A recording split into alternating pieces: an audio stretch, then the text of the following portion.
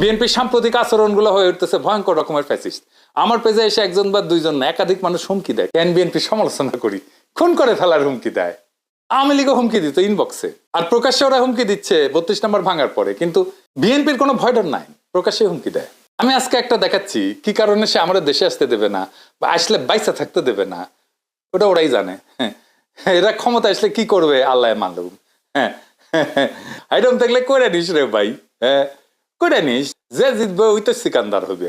হাইডম থাকলে তুই আমাকে দেখে নেবো, আমার হেডম থাকলে তো করে দেখে নেবো। এটাই রাজনীতি। রাজনৈতিক দল তার আশেপাশে বন্ধু রাখে, যারা ঠিক দল করে না কিন্তু একটা লুজ সম্পর্ক থাকে তাদের সাথে। আওয়ামী লীগের কাছে কিন্তু মাস্টার ছিল, সেজন্য আওয়ামী লীগ এতদিন রাজত্ব করতে পারছিল। বিএনপি সবাইরে শত্রু বানায়, এদের কর্মীদের রাজনৈতিক শিক্ষা এতই দুর্বল, এরা যখন দাবরানির উপরে থাকে তখন কেসো হইয়া থাকে, আর যখন ক্ষমতার গন্ধ পায় তখন নেকড়ে হইয়া ওঠে। যাই হোক, এগুলো নিয়ে আলাপ করবো পরে, নির্বাচন আসুক, ক্যাম্পেইন করে দেবো, দেখাই দেবো জনগণকে কাদের ভোট দিতেছেন, দেখেন কিছুই হবে না হয়তো, কিন্তু আমি খায় না খায় কন্টেন্ট বানাবো। শুধু আমরা যে গালিগুলো দিছে বিএনপির কর্মীরা, সেগুলো কম্পাইল করলে না 10টা এপিসোড হয়ে যাবে।